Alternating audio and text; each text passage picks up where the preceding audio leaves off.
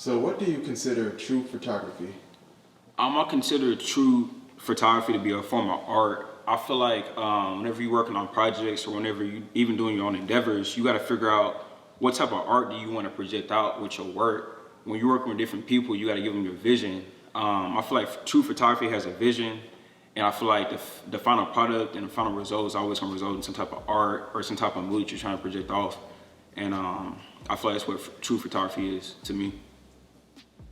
So when did you get your first camera? I got my first camera back whenever I started doing YouTube, but I did have to move away from that camera to get a camera that suited me for photography. So I got that camera probably about 6 to 8 months ago, and I got that camera and got my lens, and that's basically what I needed to get started with my photography business. So you said you got your first camera for YouTube.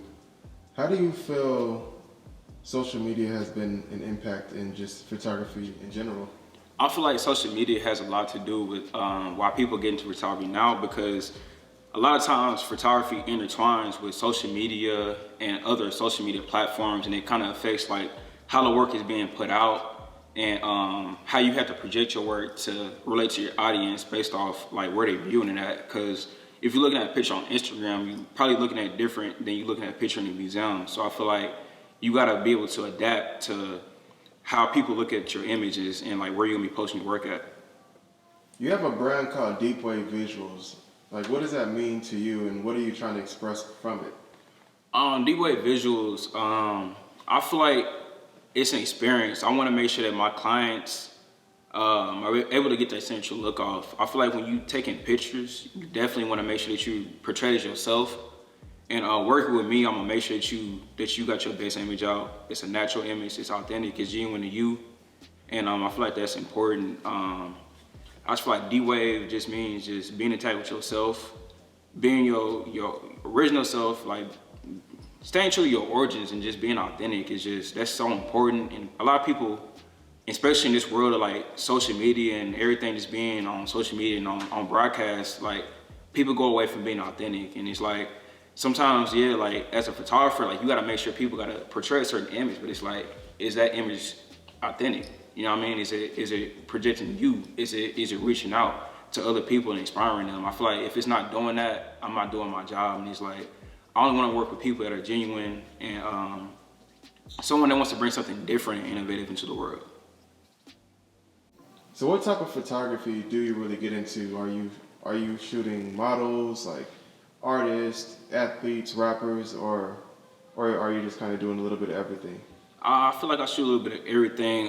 As far as photography, I'm either capturing the moment or I'm doing portraits. So usually when I'm doing a shoot, like if it's like a one-on-one shoot, it's usually a portrait shoot, a creative portrait shoot.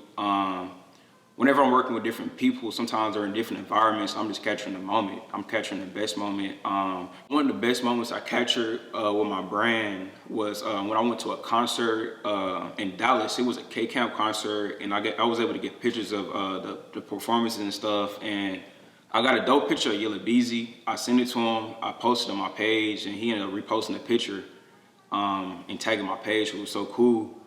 And just like capturing the moment, you got to be ready. Portrait shoots are different because you're able to create the moment, you're able to create the vibe. But whenever you're doing like running gun shoots, you at concerts, you're in real life moments, you got to be able to be ready and be sharp and be crisp and capture the moment in the best way because somebody can use your work. Yella Beezy posted my stuff and reposted my content, which really helped my business out a lot. And I also was able to take pictures of other artists and stuff, which who engaged with my work and reposted my work on some of their platforms also. And it was pretty dope just doing stuff like that. But you always gotta be ready for the moment whenever you're doing shoots where you're not able to plan everything. You just gotta be ready and be sharp. I guess out of all the work you've done, what would you say would be the most over the top, like the craziest experience? Right, I feel like, of course, Yella Beezy posting my work was a great experience, but even greater experience with that is like, you gotta see how like work impacts different people and like how you change the world by even just taking one picture. Like somebody got that picture tattooed 3 days after we took it.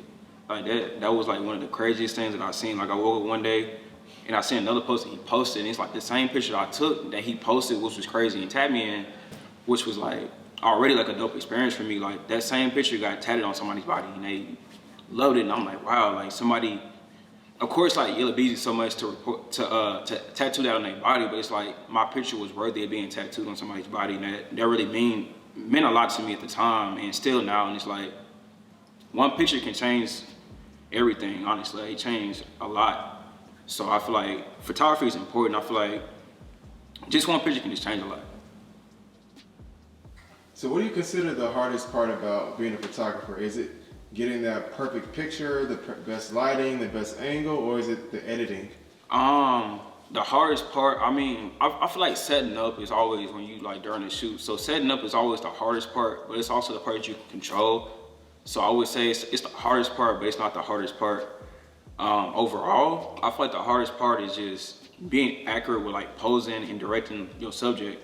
I feel like you can have everything perfect, but if you're not making sure that the people that you're working with are like working the right way, if they're not posed the right way, I feel like that can always affect the work. So it's always important to make sure that you're on the right page with people that you're working with and everybody has the same vision.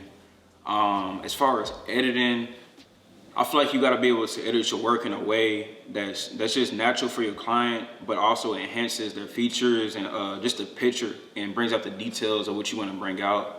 The goal of editing isn't to make somebody look fake or make somebody look better. The goal of editing is to bring out the details and bring out the enrichment about the person and the persona or whatever they want to portray. Like you want to make sure people that want to be artists, make sure they look like artists. So what would you say the hardest thing to deal with when you're working with different clients? Just you always gotta make sure that you're on the same page as far as vision. I feel like when visions get mixed up or vision get blurred, you can work on the same project and see different things, and it can come off in subtle ways. Like maybe like the way that they pose might not be like something that I like to work with, or maybe sometimes the way I edit may not be something that they like. I feel like if we find like a common interest, then there's never a problem. Like most of the people I work with, we always find a common ground. It's like we communicate. So even if we have different visions, we figure out how to intertwine both visions and make like art. And I feel like that's what art is, when you can put even two visions together and still come up with a single product. So have you ever been nervous shooting for somebody? I mean, you always nervous. I mean, it's always you versus you. You're gonna be nervous versus yourself. I feel like a man's greatest fear is his potential. So you always gonna be nervous, but it's like, if you got a camera in your hand, you got everything you need. You got a camera in your hand, you got a vision. All you gotta do is focus. All you gotta do is figure out the game plan, strategy, what you wanna do, communicate what you want. I feel like there's no reason to be nervous, even if you are. So you just gotta be able to, be confident in your work and what you can do and your abilities and the practice that you put in. When was the first time you actually got paid to do photography?